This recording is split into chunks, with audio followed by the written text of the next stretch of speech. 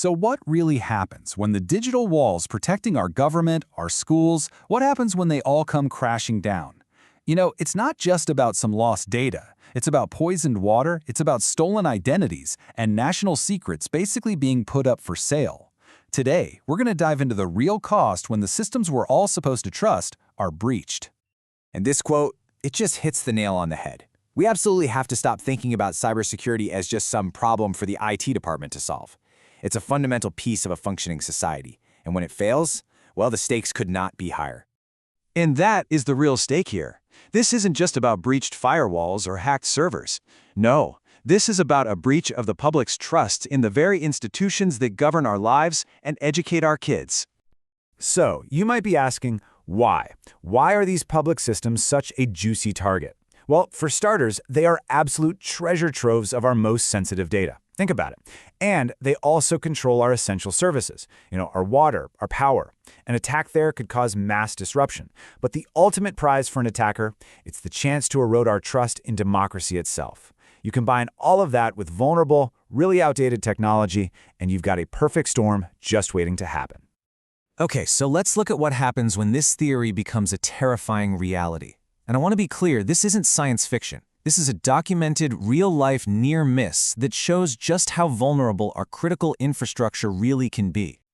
Back in 2021, a small town in Florida called Oldsmar, it became the epicenter of a really chilling cyber attack.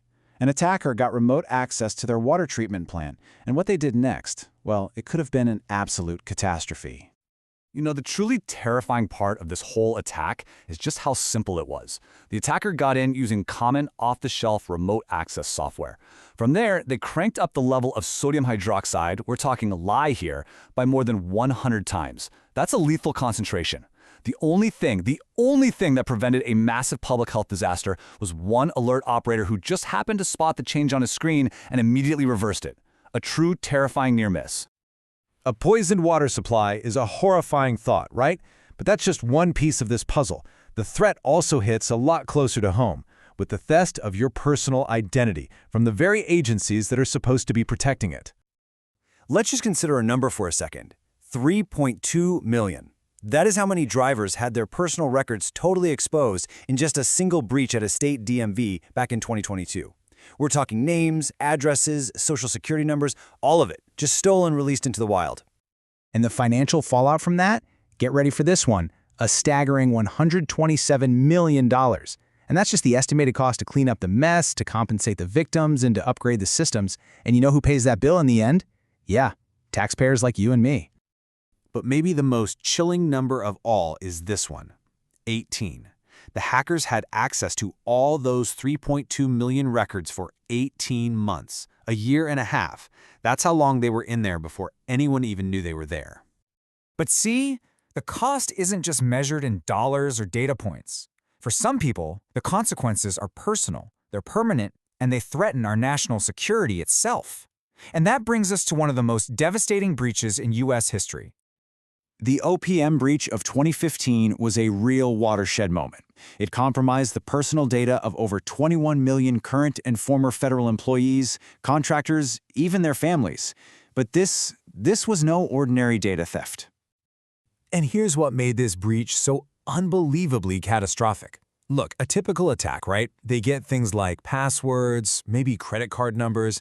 It's damaging for sure, but you can replace that stuff. The OPM breach was completely different. The attackers stole entire background investigation files, data on spouses and children, even fingerprints.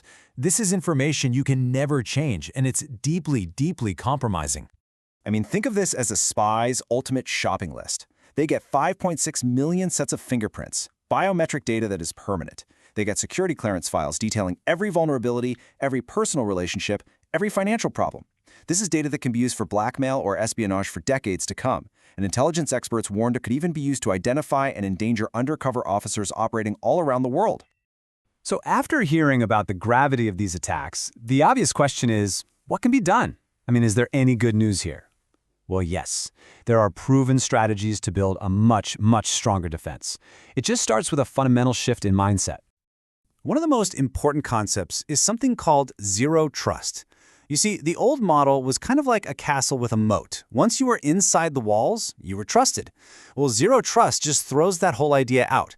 It assumes no one is trusted, whether you're inside or out. Every single attempt to access any resource has to be strictly verified every single time. It's a total game changer. Now, zero trust is just one part of a multi-layered defense. You also need real-time monitoring to spot intruders the second they appear. And you need network segmentation to make sure a breach in one area can't spread to another. It's also essential to manage risk from third-party vendors. Remember that DMV breach?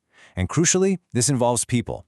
Continuous training is what turns your employees from a potential vulnerability into a human firewall. And look, there is some progress. Leaders are finally starting to really recognize the threat. We're seeing some significant funding increases dedicated to cybersecurity, a 75% jump at the federal level for civilian agencies, and a 60% growth in state investments. The resources are finally starting to flow. But here's the thing, money and technology alone, they aren't enough. The ultimate goal here has to be a cultural shift. It's about creating an environment where cybersecurity isn't just the IT department's job. It becomes a core responsibility for every single person in the organization. And really, it all comes back down to this powerful idea.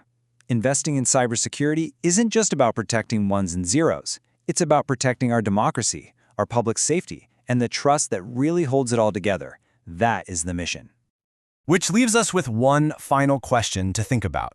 In an age where literally everything is data, is public trust the most valuable and the most fragile data we have left to lose?